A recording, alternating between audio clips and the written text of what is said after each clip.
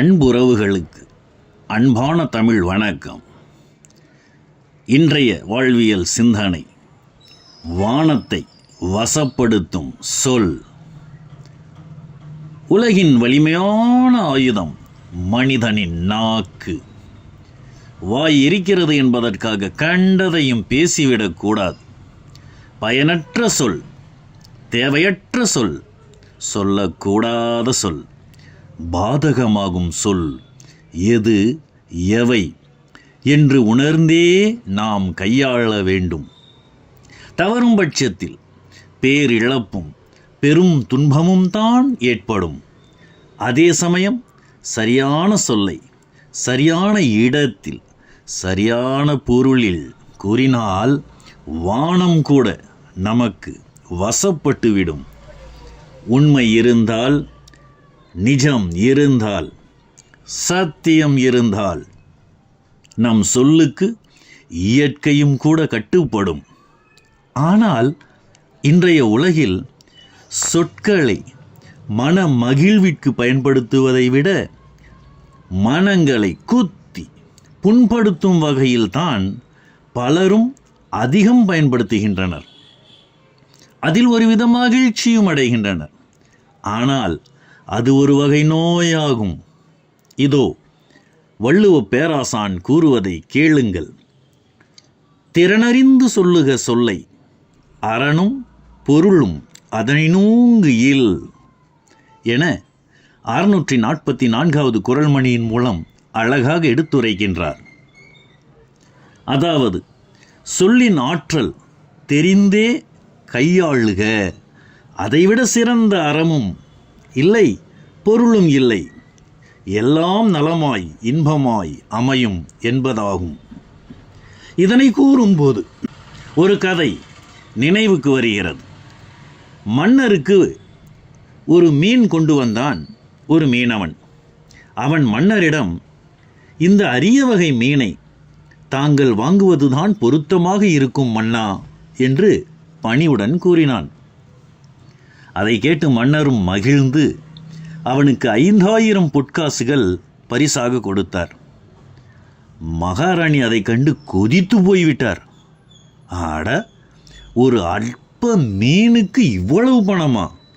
அதை முதலில் திரும்ப வாங்குங்கள் என்றாள் சினத்துடன்.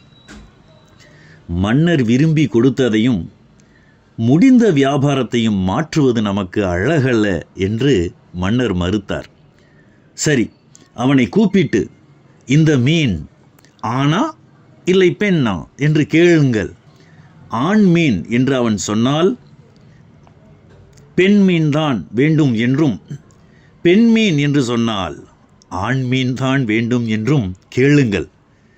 அந்த மீனவரிடம் இருந்து எப்படியாவது பொற்காசுகளை பிடுங்கிவிட வேண்டும் என்றால் மகாராணி. ராணியின் உத்தரவல்லவா? மீனவன் திருப்பி அழைக்கப்பட்டான். கேள்வி கணையை மகாராணியே இப்போது தொடுத்தாள். மீனவனோ உஷாராக ஜாக்கிரதையாக பதில் சொன்னான். அரசியே, இது ஆணும் அல்ல பெண்ணும் அல்ல, இரண்டின் குணங்களையும் கொண்ட அதிசய மீன். அதனால்தான் அதை மன்னருக்கு கொண்டு வந்தேன் என்று பணிவுடன் கூறினான்.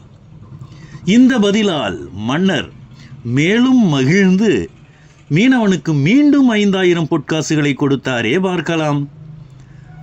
அதிலிருந்து ஒரு பொற்காசு நழுவி தரையில் வீழ்ந்து உருண்டு ஓடியது. மீனவன் அதை தேடி ஓடிப்போய் எடுத்தான். மகாராணியின் கோபத்தின் உச்சிக்கே போய்விட்டார். பேராசைக்காரன் கீழே விழுந்த காசை யாராவது வேலைக்காரர்கள் எடுத்து போகட்டுமே என்று விட்டானா பாருங்கள். அல்ப புத்தி என்றால் மன்னரிடம். மீனவன் நிதானமாக திரும்பி மகாராணியிடம் சொன்னான், அரசியே, அந்த நாணயத்தில் மன்னரின் உருவம் இருக்கிறது தாயே. யாராவது தெரியாமல் அதை மிதித்தால் கூட என்னால் தாங்கிக் கொள்ள முடியாது. அதனால்தான் ஓடிப்போய் அதை எடுத்தேன் என்று கூறினான். இதை கேட்டு இன்னும் நெகிழ்ந்து போனார் மன்னர். அவனுக்கு மேலும் 5000 பொற்காசுகள் கொடுத்தார். இப்பொழுது ராணி தனது வாயை மூடிக்கொண்டாள். இது கதைதான். ஆகவே யாரிடம் எப்போது எப்படி என்ன பேச வேண்டும், எதை பேச வேண்டும் என்று உணர்ந்து பேசத் தெரிந்தவர்களே எதிலும் வெற்றியடைகிறார்கள். நாமும் நல்லதையே பேசுவோம், நல்லதையே சொல்லுவோம், வாகை சூடுவோம், நலம் பெற்று நீடு வாழ்வோம். அன்புடன் உங்கள் திருக்குறள் அன்வர் பாட்ஷா. வாழ்த்துக்களுடன்.